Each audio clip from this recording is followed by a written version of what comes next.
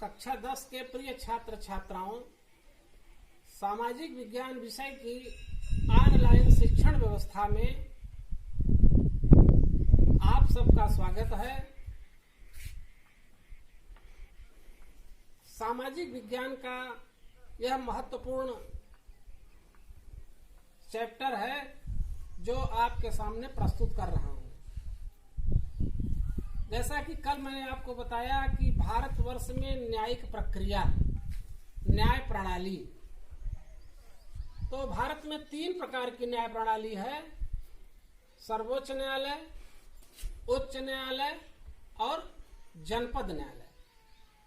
सर्वोच्च न्यायालय के बारे में कल हमने आपको जानकारी दे दिया और आशा है कि आप उसके बारे में बखूबी जानकारी प्राप्त भी कर चुके होंगे। आज मैं आपको उच्च न्यायालय के बारे में जानकारी दे रहा हूं, कृपया ध्यान देकर सुनें। उच्च न्यायालय को अंग्रेजी में हाई कोर्ट भी कहा जाता है। हाई कोर्ट उच्च न्यायालय को ही कहा जाता है। अब जैसे देखिए, भारतीय संविधान की धारा 214 में कहा गया है कि भारत संघ के प्रत्येक राज्य या राज्यों के समूहों के लिए उच्च न्यायालय होगा। संसद को यह अधिकार होगा कि वह कानून द्वारा 2 या 2 से अधिक राज्यों के लिए व संघीय क्षेत्र के लिए एक ही उच्च न्यायालय की व्यवस्था कर सकती है। जैसे असम, नागालैंड, अरुणाचल और मिजोरम, ये 4 के लिए एक उच्च न्यायालय की व्यवस्था है। और ये कहां पर है स्थित? गुवाहाटी। केरल और लक्षद्वीप के लिए एक उच्च न्यायालय है और ये कहां स्थित है? केरल में। केरल उच्च न्यायालय के नाम से जाना जाता है। और इस समय हमारे देश में कुल 24 उच्च न्यायालय कार्य कर रहे हैं। अगर आपसे कोई प्रश्न पूछता है कि आपके देश में कुल उच्च न्यायालयों की संख्या कितनी है, तो क्या बताएंगे? 24। जैसे हमारे प्रदेश का उच्च न्यायालय कहाँ स्थित है? प्रयागराज में। और इसकी एक शाखा कहाँ है? लखनऊ में। अब आपको बताएं उच्च न्यायालय का संगठन कैसे होता है, यानी उच्च न्यायालय का गठन कैसे होता है।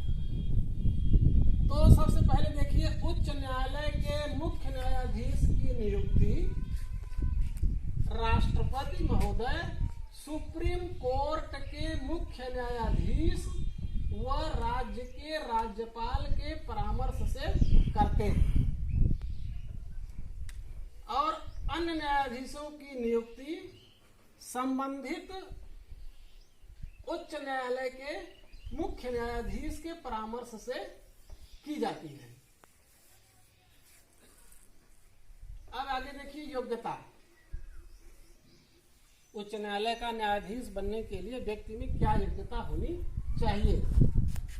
तो उच्च न्यायालय का न्यायाधीश बनने के लिए व्यक्ति में निम्नलिखित योग्यता होनी चाहिए।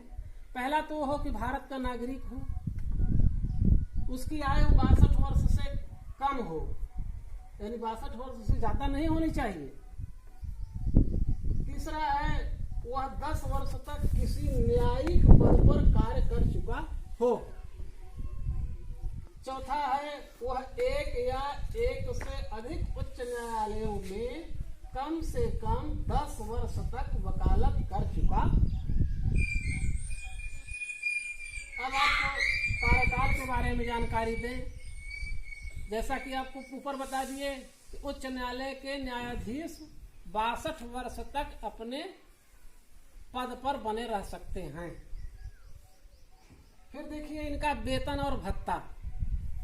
तो उच्च न्यायालय के मुख्य न्यायाधीश को 2,50,000 रुपए और अन्य न्यायाधीशों को 2,25,000 रुपए प्रति माह वेतन मिलता है।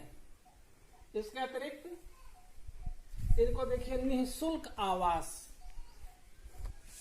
यात्रा भत्ता, स्टाफ कार, पेट्रोल व अन्य सुविधाएं भी प्राप्त होती हैं।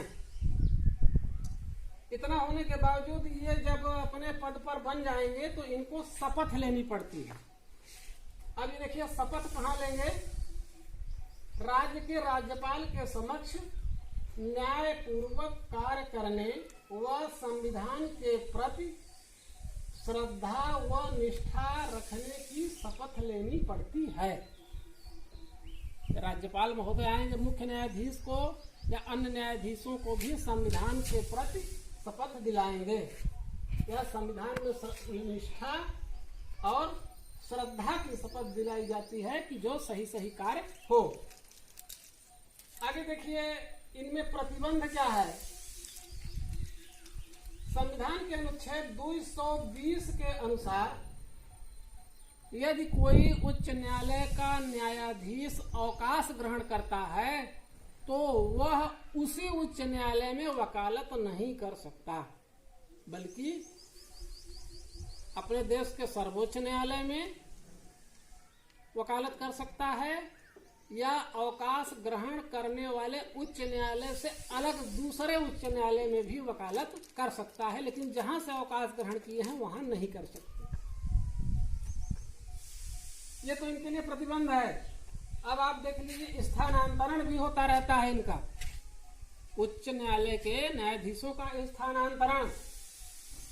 संविधान के अनुच्छेद 222 के अनुसार राष्ट्रपति महोदय सुप्रीम कोर्ट के मुख्य न्यायाधीश के परामर्श से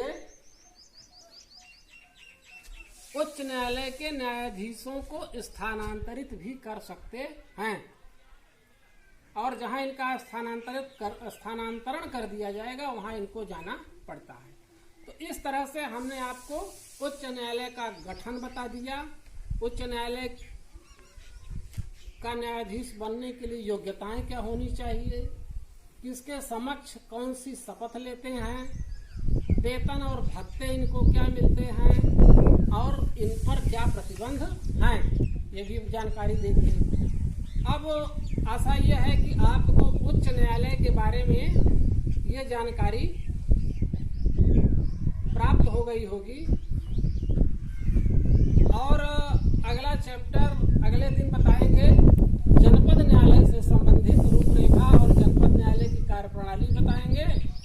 आज का बिंदु इतने पर ही समाप्त।